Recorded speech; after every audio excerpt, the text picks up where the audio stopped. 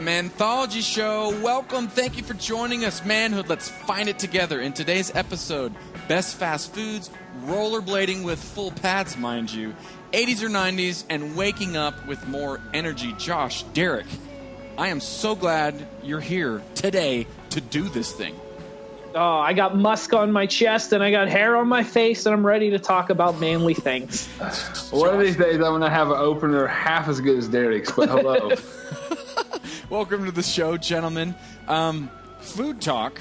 We're going to open up with food talk because we could talk about this. We may turn this show into a food podcast. We're a bunch of fat asses. I was going to say, it's just the fat man show. We really like food on this show. And, of course, those that listened to, I believe it was episode 3, if I'm not mistaken, we had our favorite junk food. So go back and listen to that if you haven't heard it thus far. On today's episode, we're going just maybe one notch up or one notch down on the junk food scale. I'm not sure which way it goes. It depends on which way your moral compass is pointing. Yeah, let's do that. So, best fast foods. Derek, Josh, I'm gonna give the conch to we're going to start with Derek first. Well, I appreciate that, Blake. Fast food is something I'm very passionate about. I think it gets a bad rap. People have this idea that fast food is like, they always act like it's not good. Like I always hear like comedians make jokes about McDonald's and stuff. Well, how do you know what McDonald's tastes like unless you go? You know what I mean? Everyone likes to pretend that they don't eat fast. Listen, this is America, okay? Everyone's eating fast food and they're eating it most of the time. And guess what? They like it. So I would like to make the case right now for fast food, but I make the distinction that some fast food does suck. Some of it's really good and deserves a better reputation. Derek, I'll go one step further than you, and I'll throw France under the bus a little here. And I actually like France, but guess who eats the most McDonald's after America? A close second. The friggin' frogs. The Frenchie the frog. Yeah, French in general do. So this isn't just America. This is a world issue. That's right. This is fast foods. We can all identify with fast, delicious foods that has been scientifically engineered to send your sensory, your tongue, your palate haywire. That's right. Yeah. That's right. You can't argue with science. This food was made in a lab to specifically entice you. It's not your fault. It's not. Listen, you can lie to yourself, but you can't lie to science. All right. Well, Derek, let's hear it out. First let's set some ground rules. To be classified as fast food, in my opinion, you must have a drive-through. That's not the only requirement. Those are the table stakes, if you will. You got to have a drive-through. But in addition to that, it's got to be literally fast. Like we have this healthy sandwich place in town that's really good. That is not fast food. It takes a long time to go through that drive-through. So I'm not categorizing that. Any specialty shops that just so happen to have. So I need chain restaurants. Chains, that are either regional or national or global. What are your favorite ones? I am a very, very big fan of ChickfilA. Oh, jeez. Oh, gosh. ChickfilA is, I don't care who you are. I don't care if you're French. If you have the number one at ChickfilA, listen, it's a piece of fried chicken with a pickle on it on a bun. And yet somehow it's a cornucopia of flavor that you could not imagine until you try it. I remember the first time I got one, I thought, well, maybe I should put something on this. No, you do not. Imitation. It comes in a bag. Pickle is enough. Yeah. It comes in a bag, and as soon as you open it, it's soft. It's steamy. Steam comes out of the bag. It is the most wonderful little sandwich in fast food. I am a big fan of Chick-fil-A. Hard to top that. I mean, that you actually took my number one. I can't argue with you there. Chick-fil-A is just in a whole other category. It really is. What I like to do is sometimes I'll have parties for we'll all watch wrestling pay-per-views and stuff. And what I'll get a tray. We'll get a tray of nuggets from Chick-fil-A, and I think people don't even come up for the wrestling. I think they come up for the Chick-fil-A nuggets. Sure. Yeah. And they're gone. They're gone in 10 minutes. Chick-fil-A's. I'll go one step further. Not only do I think it's the upper echelon of fast food, I think it invented the whole fast casual thing that we're going through right now. That basically is even a little bit nicer quality food than fast food. No drive-through, of course, but it's where it's fast. You go wait in line and you get a better meal. So I think Chick-fil-A was the start of that, where people are like, oh, you can actually make food that's really, really, really freaking good, and fast and cheap. So. Well, Derek, don't be afraid to dip that sandwich in a little bit of that famous Polynesian or honey mustard sauce. That Polynesian sauce, that's the devil's brew. Oh yeah, it is so good. No, I think the freaking Chick-fil-A sauce is the end all be all of sauces. Oh. I can dip everything in that sauce. I dip my lemonade in that sauce. I like it. Oh yeah, the lemonade. They don't mess around with their buffalo sauce either. It's you get buffalo sauce at a fast food place. I haven't had that one. Well, it's usually like it's buffalo flavored, but it's not that spicy. Chick-fil-A's buffalo sauce is a little spicy. It's going to kick you. I respect that.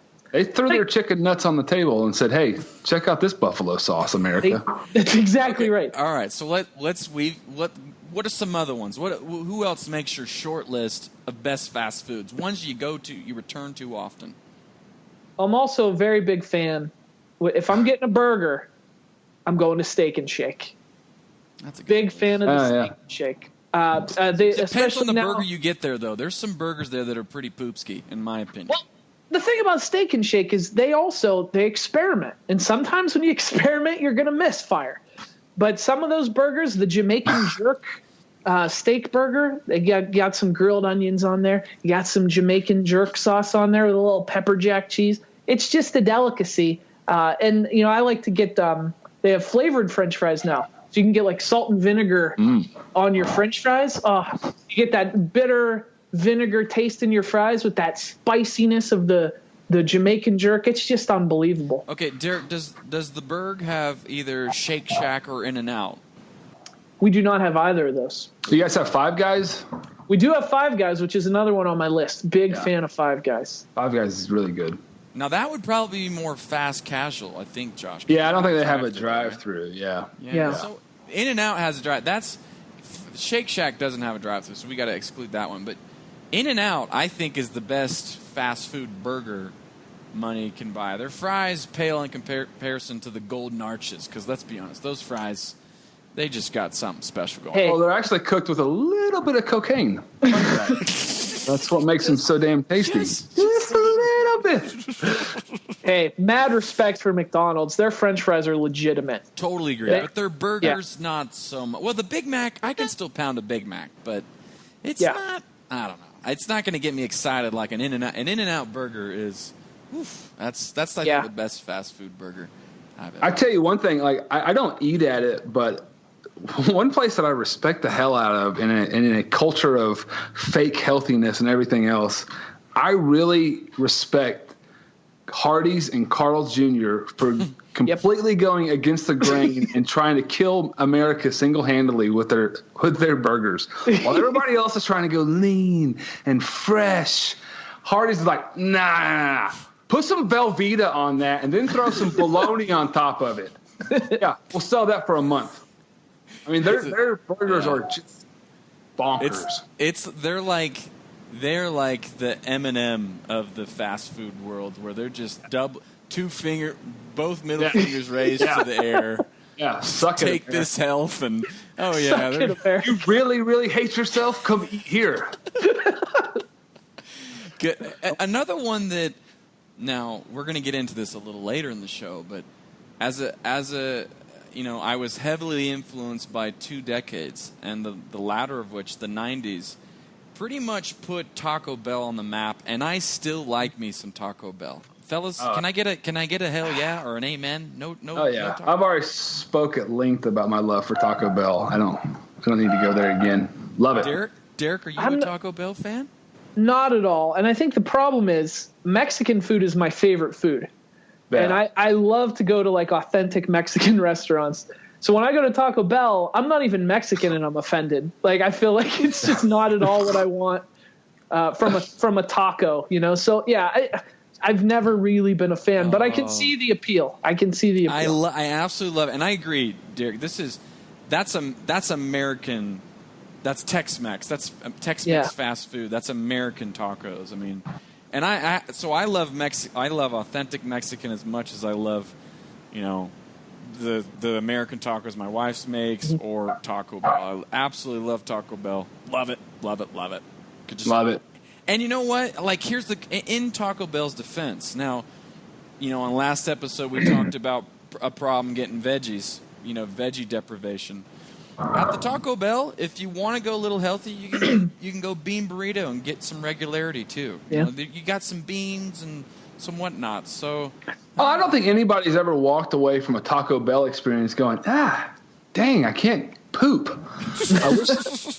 I wish somehow I could. It'll keep you regular. It'll keep you regular. So big. Well, big fan. speaking of fast food places that offer a healthy option, one of my favorite fast food places does the same thing, although I never take them up on it, and that is a fast food chain that has tragically fallen on hard times, and that is Long John Silver's. Oh, LJS. I love LJS. It's better than Captain D's. I'll say that, but that's not saying much, man. Oh man, I used to love me some Long John Silver. The one here closed down, but actually the Captain D's is still thriving. I'll go to Long John's and get a stack of that fried fish and the corn on the cob on a stick and the hush puppies that'll choke you if you don't have they're just so wonderful. It really does disturb me that Long John's is having most of them in the Pittsburgh region have closed, which is really unfortunate. So I have to drive management. Yeah, it's got to be management because the product. It's got to be management. That's so funny. Yeah. Just a tip of the hat to good marketing. Somebody, some comic said it. I can't remember who it was, but Chipotle has somehow convinced the entire nation that eating a 1,200 calorie burrito is healthy. Yeah. Well, very well done. Very well done. Oh, and shout out to one more fast food place that I discovered over in November. I discovered for the first time in the South they have Whataburger. Oh yeah. Whataburger the burger was okay, but the real star of Whataburger was the milkshake. It was fantastic. So I know a lot of people in the South are really high on Whataburger, and I can see why. That was a really good place. I think the one I was at was open 24 hours too, which is great. Yeah. Yeah. Any listeners out there? I'm sure we missed a lot of good ones. Tweet us at Manthology Show or send us a snail mail, men@Manthology Show. Let us know what your favorite fast foods are. Okay, guys, I gotta come clean with something. I'm just gonna lay it out there. I'm gonna expose myself here, and yeah. So we're gonna go with it. Recently, now. I don't even know where to begin here. So, from the beginning. Okay, I was born with an 80-year-old back, so I have some back problems. Here we are, a couple back surgeries later. I'm fine. I'm in good health, but what I can't do is quote unquote high impact, which is basically I'm relegated to a quote low impact, lifestyle. So no Krav Maga. no martial arts. No training. MMA fighting.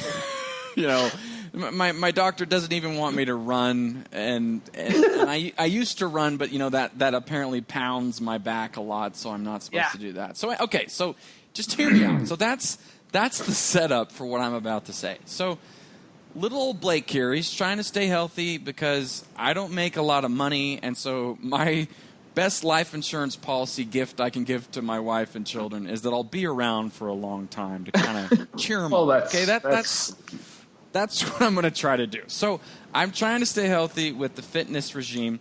So I get bored sometimes. I can't run. Biking kind of bores me sometimes. So I had this bright idea recently to let's try rollerblading. Let's take it 90s style. So God, not even roller skating. No, so I get rollerblades, But so hear me out. So I've got this great trail right by my house, but there's some cracks on that trail, and I was a little nervous. I was like, well, I can't just go blading down this trail and like, biff it. I gotta.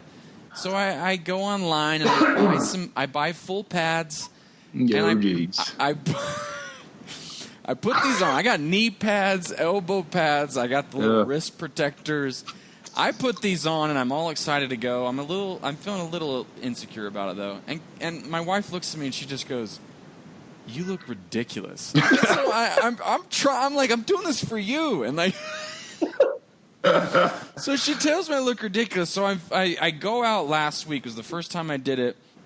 And I was like, geez, please, no one come out of their house and see me while I'm skating, while I'm inline skating to the trail. Go to the trail, and when I make it back to the neighborhood, same thing. Please, no one see me.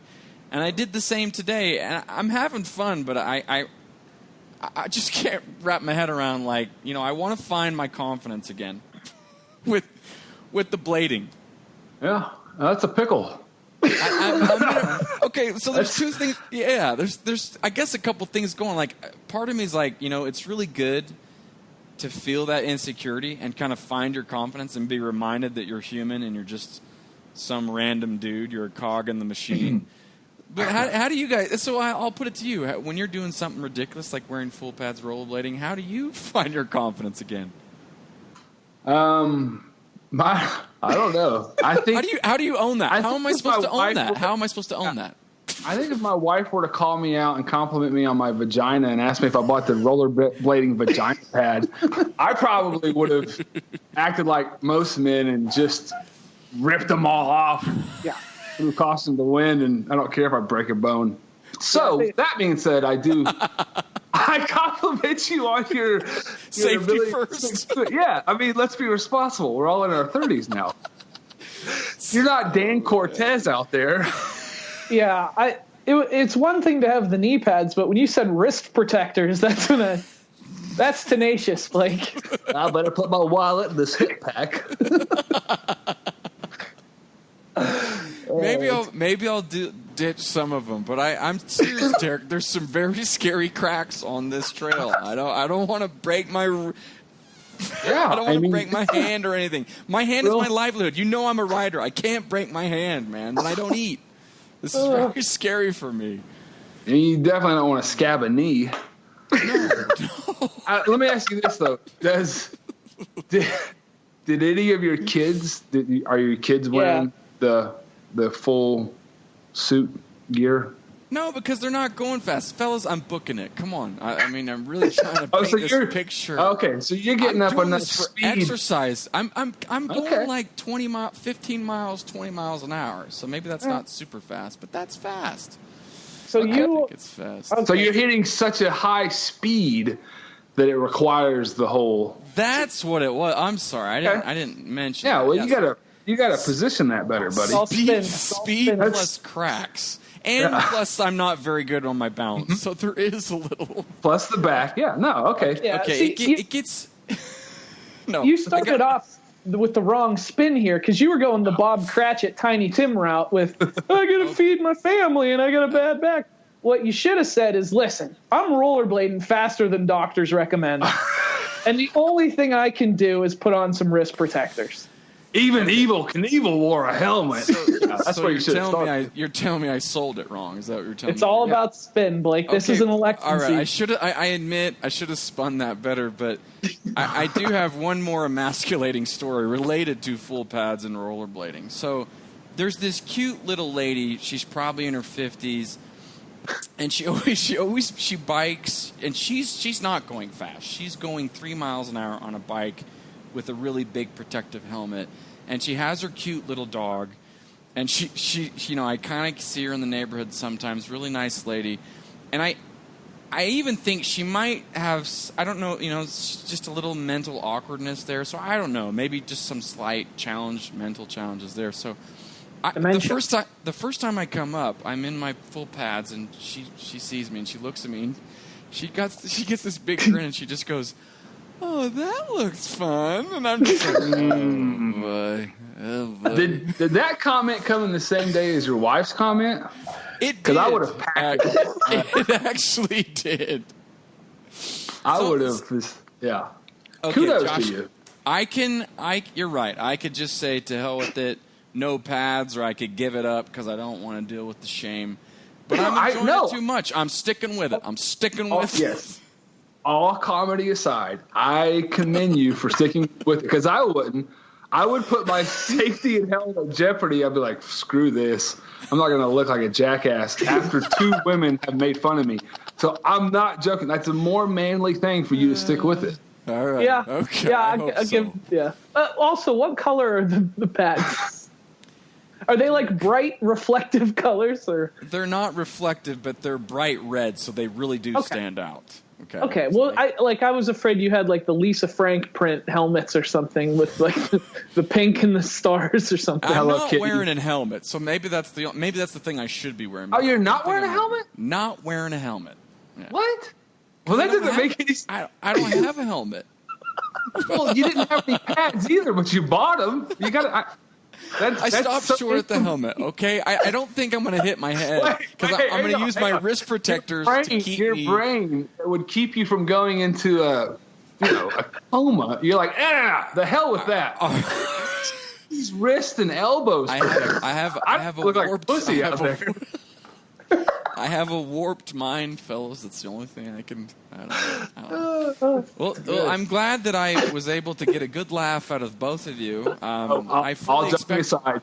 Your stick to this is commendable. I fully expect you to pull out your very emasculating sized anatomy some point in the future that we can laugh at you in return. It goes around, I know. All right, gentlemen, we have what may be one of the most epic debates we've ever had on this show. Are we ready to do this? It's been a very controversial show already, so curious to see where it goes now. Yeah, so as you can see in the show notes that Wilson prepared for us, Josh and Derek, we need to discuss, just for debate's sake, which was the better decade, 80s or 90s? Oh, man. Huh. This is a tough one. I know. This is a tough one. This is tough. All of us in the room, we are shaped. We have all three been shaped significantly by both those decades. I know that firsthand. So yeah. I'm going to give the slight edge to the 90s, mostly because I was old enough to enjoy them better. Okay. Derek? I'm giving this to the 90s in a landslide. Oh, really? Oh. Yeah. Wow. I want to know your reasoning, Derek. I think everything was better in the 90s. I can't think of one thing that was better okay. Metal was better in the 80s, generally. Agreed. But metal had a real problem in the 90s. But other than that, I can't think of anything that was better in the 80s than the 90s. Popular music, I think, was better in the 90s. No, I get pop music better in the 80s. No, the 80s were so synthy and just love a good synth, Derek. Not a fan. Like I'm that's good butt rock too in the 80s. I mean, come on, you got Poison, you got. Derek just threw up in his mouth. I literally did. Yeah, I'm torn because I was shaped so significantly, and I have fond memories of both. But I do know this. All these 80s parties that people have been having lately with the neon, or not lately, but in the last 5 years or whatever, it kind of was a thing, all cool. They show up in all that neon stuff, neon colors. Guess what, fellas? Neon's 90s, dudes. 90s. Yeah. There was no neon in the 80s. That is a 90s invention, loud colors. And so that's millennials trying to look like they know what they're doing, so they put on. Okay. Yeah. But I'm going to go, I'm going to give, this is so tough. I'm going to do sports heroes and music. I'm going to swing that in favor of the 80s. 90s, though, in terms of, I'm going to give the 90s to games, because we all have these, like, video games and, like, movies. I'm probably going to go 90s. I don't know. No, 80s got some good movies. 90s has better video games. I'll give it that. Better style, too. Well, no. I don't know. Yeah. I think I got to give it to the 80s. Like, it's almost a push. I'm going to go slight nod to the 90s. are you? And I like that push. But, I mean, here's the thing that sucked about the 90s. You had, baggy pants. We looked ridiculous. And we had the big Johnson shirts. It was just stupid. Like, yeah, but they look like idiots in the 80s, too. Like, that's the thing about being a kid. Like, you always look like an asshat. Doesn't matter which decade. Fair enough, but Josh, at least the clothes in the 80s were more fitted and form-fitting, because the 90s, you just look, have you seen any pictures from the 90s? They look more ridiculous than the 80s. I swear they do. They look ridiculous. The clothing maybe the clothing may have been worse. I'd say the hairstyles in the 80s were worse, though. I mean, everything was feathered and layered. Okay, too much. The Caesar looked horrible. The spiky Caesared hair, and then you got the frosted tips from the 90s. That is not a good look. Not a good look. Yeah. I don't know. I'm glad that it's all cyclical and the 80s are coming back, and because that means, a few years we'll get to relive some of the 90s nostalgia. Okay, well let's talk technology. Who had the cooler technology, 80s or 90s?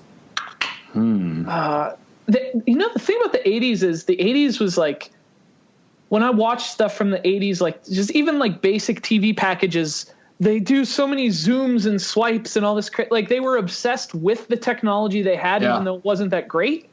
Whereas in the 90s, I feel like technology started to mature a little bit. Like it was better technology and there was less of an infatuation with it. It just started to like become part of the fabric of the culture, if that makes sense. No, I think of what the 90s gave us. Like not only the Discman, but also the World Wide Web and MP3. Yep. So in the span of a decade, you got those are cool pieces of technology. You got, here's the thing. And now again, we kind of look through at the 80s video games with like rose-colored goggles. Those games mostly suck. Let's be honest. Derek, can I get an amen on that? They really do. Most of there's some. They gems, wouldn't hold up. There are some gems. I philosophically like the design ideas better in the 80s because it was suck. Yeah. I'm agreeing with you, but I'm giving. We have this great view of the NES. And first, let's just say the Atari mostly sucked. There were like 2 good games for that thing, maybe 3. Yeah. And then the NES, like, we all remember playing Mario, which, again, is still a good game, but that's one of the very few that still holds up, I think, from the NES era. Like, I don't know. I think to give the 90s credit, the Super Nintendo is the perfect NES. So, and that was the 90s. So, because the Super. Hello? Oh, Derek, you there? Hello? Hey, there dropping you my flies. Dropped out there. Go back to the 90s. Talk about the 90s. You said, I think the 90s. So I think, to be fair to the 90s here, I think the Super NES is the perfected NES. It took the ideas from the 80s and made them a lot better. And the Super Nintendo, a lot of those games haven't aged a bit. They still play great. So and then here's one thing to both of your points. There was such a innovative technological advancements, so many in the 80s that there was too much. It's why the part of the reason why the music sounds so dated is because there was so much technology with the synthesizers and the processors and compressors. That's why everything sounds like that. Same with movies and games. And by the time the 90s came, we sort of learned how to use those tools a little bit better. You know what I mean? Yeah. So. Oh, I figured out one thing I'll give to the 80s is movies. I think there were more awesome action movies, Agreed. Rocky, Rambo, stuff like that. I'll give that to the 80s for sure. Predator, Terminator. Yeah. But at the other hand, I think cartoons were – funny thing there is I'm a big cartoon fan, and the 80s were maybe the worst decade ever for cartoons. But then the 90s was one of the best decades. It had a real turnaround. So that's another plus for the 90s.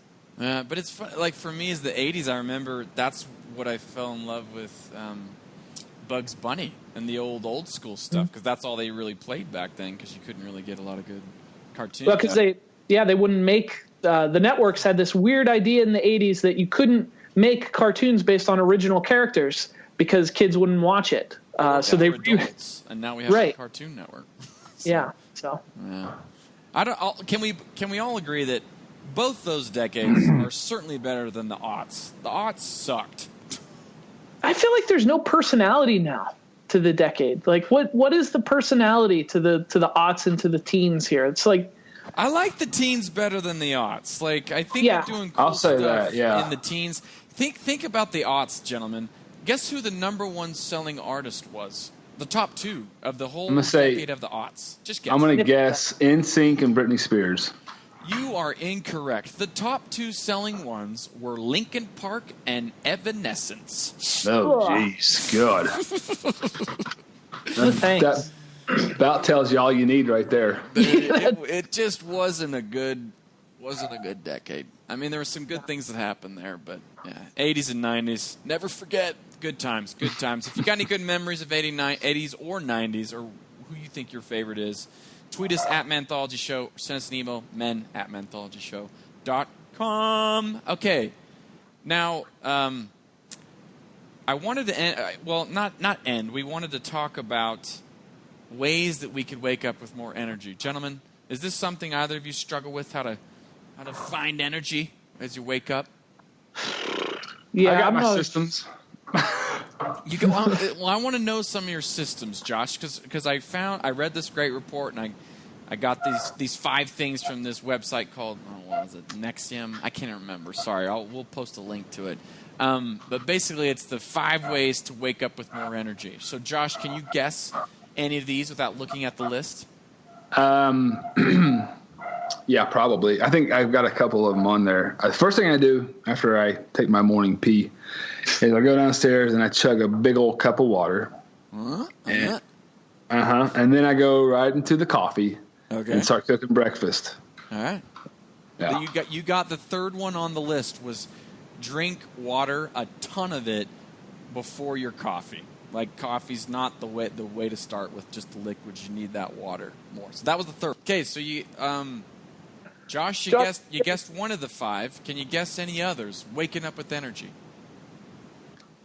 I'm going to say a Skype call. No.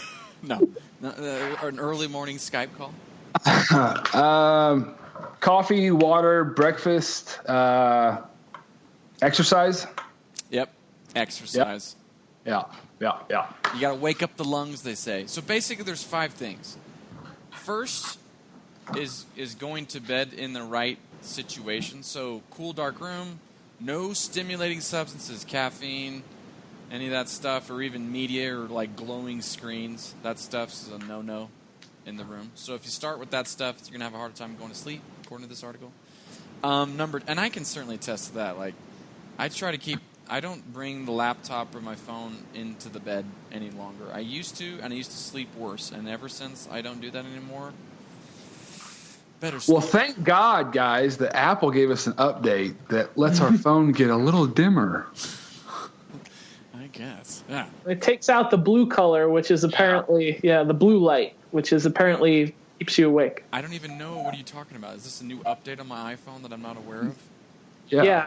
Yeah, if you enable it at 10 o'clock every night or whenever you set it to start, your phone filters out the blue light from the screen, which is supposed to, so you get like a warmer display. Supposed to be the one that keeps you up. Yeah. Oh, okay. So rather than put the device away, Apple says, guys, keep it out. We'll just take the blue out, and you'll be.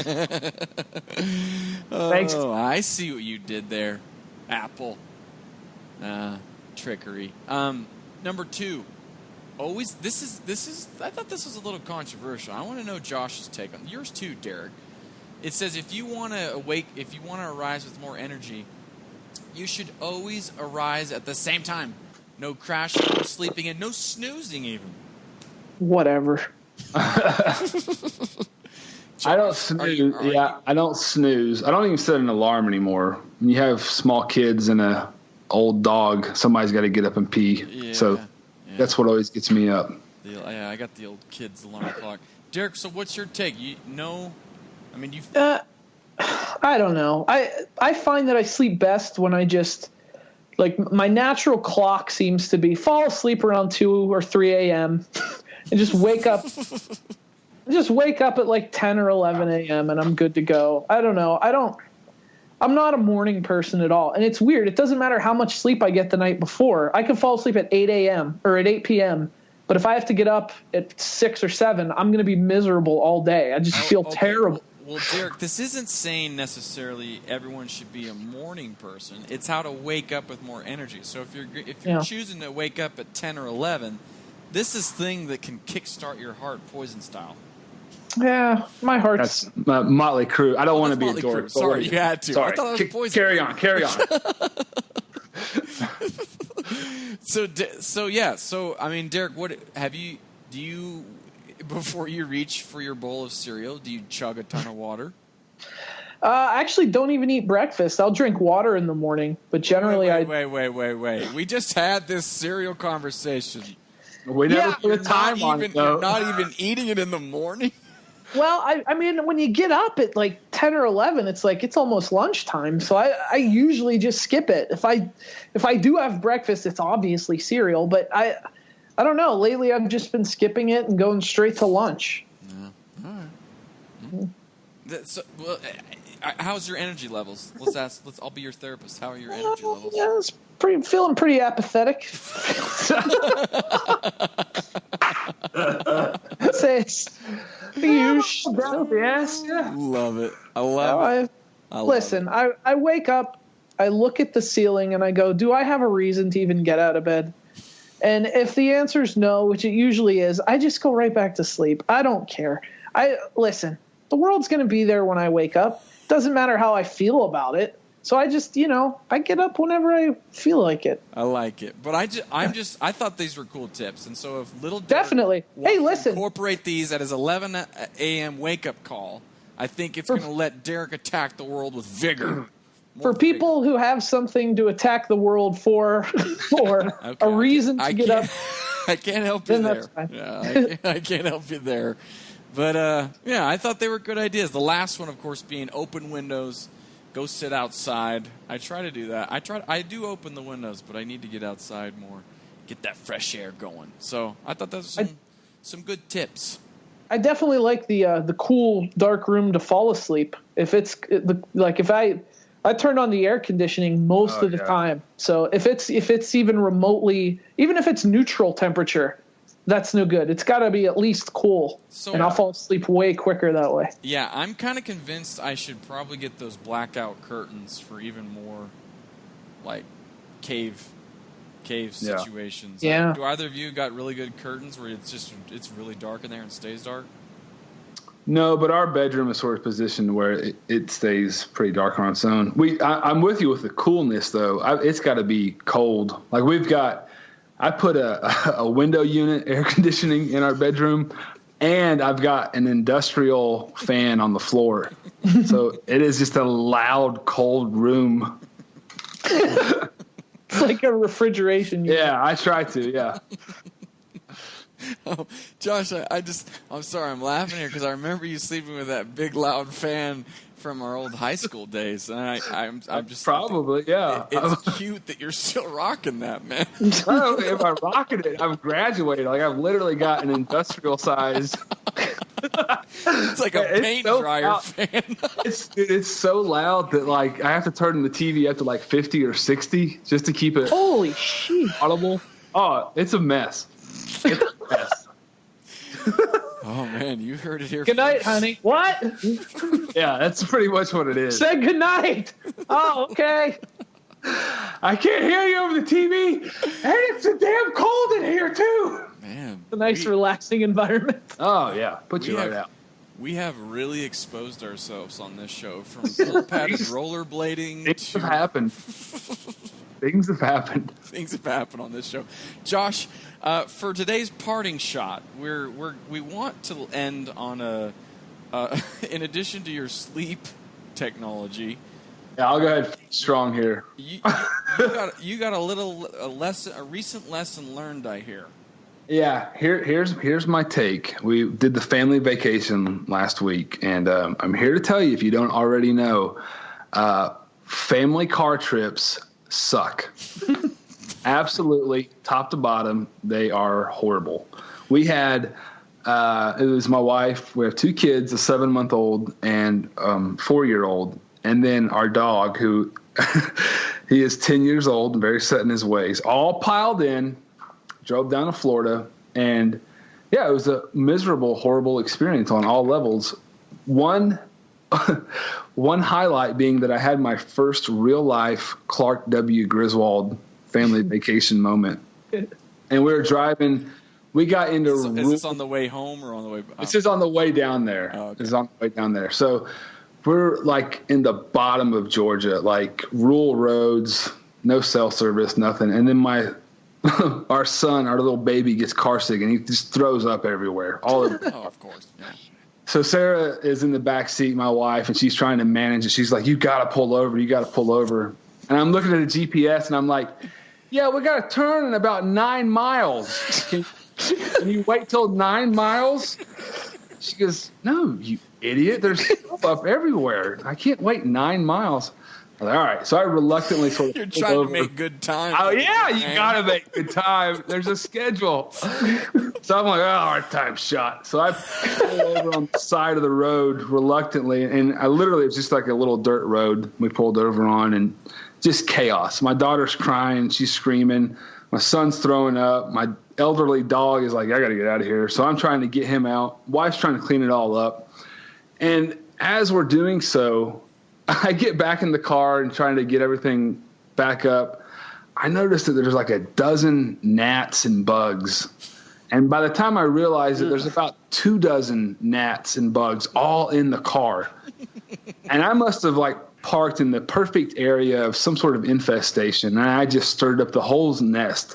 So while all the chaos is going on inside the car, now I'm being attacked and swarmed with dozens. I'm no joke, like dozens of like gnat bugs or whatever. So I'm yelling for my wife to get back in. Total Clark Griswold. I tear ass out of there. I'm driving down the highway with all the windows down, the sunroof. Everybody's still crying and screaming. Just the gnats out of the damn car. No, it's horrible. I will grant you that it's certainly hit or miss with road trips, but I hope you don't completely lose faith because I've had some. Oh, never again. As well. Never again will we do it. Game over. Well, that's our parting shot. You heard it here first. Road trip sucks on the Manthology Show, according to Josh Ryan. That is science. Yeah. Muchachos, we've reached the end of our show. Josh, why don't you tell the listeners how they can participate in an upcoming episode? Well, if you like what we're doing, please check us out at MANTHOLOGYShow.com. Become a patron and support the show. Also, follow us on Twitter at Manthology Show, or you can snail mail us at men@manthologyshow.com. Thanks for spending your time with us, everyone. For Josh and Derek, I'm Blake. Wishing you an awesome week. We'll catch you right here next time on the Manthology Show.